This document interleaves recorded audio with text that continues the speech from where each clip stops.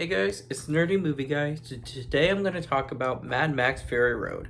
Now it's ironic because the order I'm watching these movies in, I have not seen the originals yet. I have seen Mad Max Fury Road.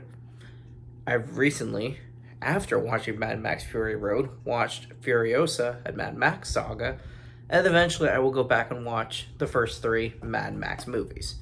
I'm watching it completely out of order, enough to annoy the casual Mad Max fan. However, Mad Max Fury Road is a movie I really truly enjoyed. I love the action. The story was really good. There's some neat character development in the movies where they're just action heroes that you're just rooting for the entire time. Some pretty good villains. Overall, I would say one of the nicest looking steelbooks I've ever seen. It's one of my personal favorites in my collection. The front is really, really cool. I do like it. However, the back looks like this would be an awesome poster. If this were a poster, this would be really, really, really cool. I don't know if this was promotional art for the movie when it was new. If it wasn't, that's a shame because this is a awesome picture. Of course, this is a steelbook, and I'm so glad I have this one in my collection. So in this movie, I know Mad Max, the original three, came first. And then Waterworld was released, which is completely separate, I know. And then this movie was released. However, because I watched Waterworld first, I know, I compare these two. But I don't think my comparison undercuts either. I think it's a good comparison.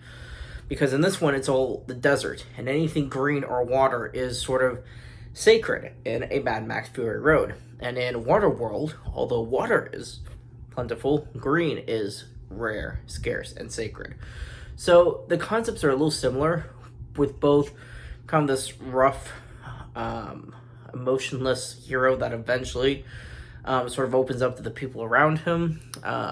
Kevin Costner in Waterworld, his character is similar to Tom Hardy in a Mad Max Fury Road. So similar tone, similar writing, similar characters, both likable, both really great films.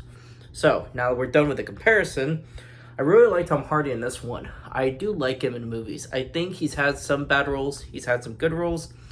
He's overall a really neat actor, and I think this one proves that he is, in my personal opinion, best at pure action movies. I think he proves it in this movie. I think he did a phenomenal job. And then, of course, you got the actress for Furiosa, who I always botch the pronunciation. However, Furiosa was a really neat character in this movie because it's different than Tom Hardy's Max. She's doing something noble, something trying to help others who are innocent being just absolutely used. And so her character you automatically are rooting for. But the fact that Furiosa and Max were pitted against each other for sort of a time, it sort of keeps you on the edge of your seat because now you're invested because you don't know who to root for really. You have Furiosa at the time sort of has a better story, and I think still does overall, even by the end of the film. And so, in this movie, Mad Max Fury Road is my introduction to the Mad Max saga, if you will, and just the whole concept of this ridiculous, over-the-top, fancy, cool-looking cars. I think it's just a very neat concept, and I haven't seen the originals, so I can't compare this one to the others. However, I know I can assume that if this one, which I know is extremely well liked by Mad Max fans, I can only assume that the difference in the movies is technology being newer now only made this look better, which I don't think makes this movie undercut the originals. I think it just stands out as something that's just a pure adrenaline-fueled action movie. That's what it is. That was its purpose, and it did a phenomenal job at it.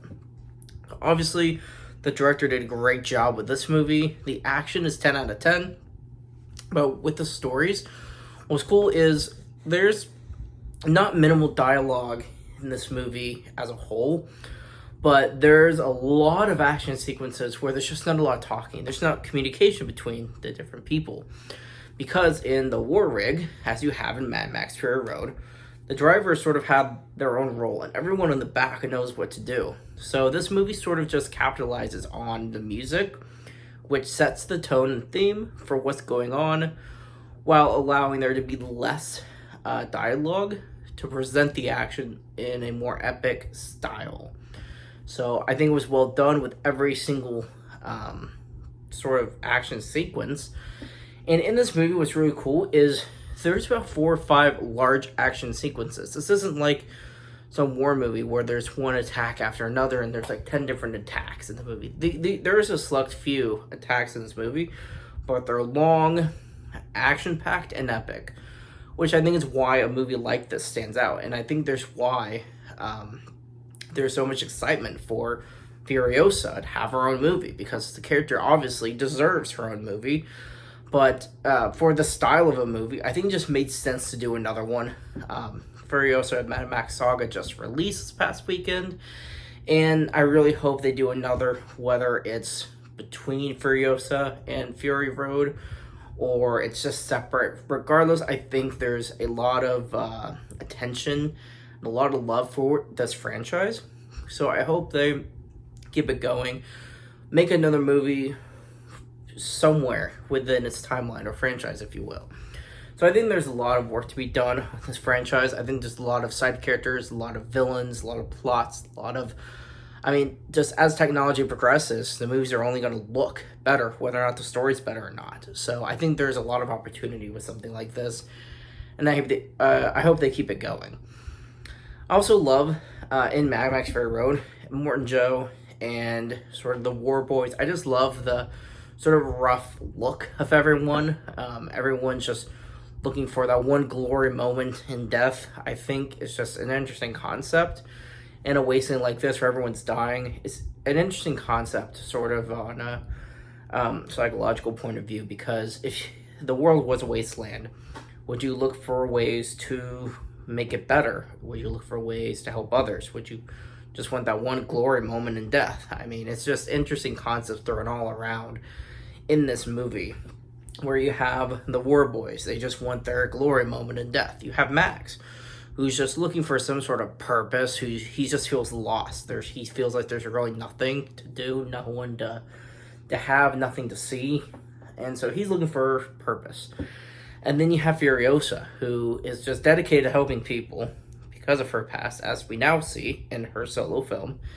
And I think it's just a testament to how vast the stories and character developments are in this movie, because everyone has such a different path, and yet everyone is so connected into one story, while not only just being a drama, but an action movie. So that alone, all those pieces thrown together, is why this movie becomes so impressive for me, why I had such an interest in Furiosa and Mad Max Saga, and why I have high interest in this franchise as a whole, to see the rest of its movies and hope for more in the future. Overall, I love this movie.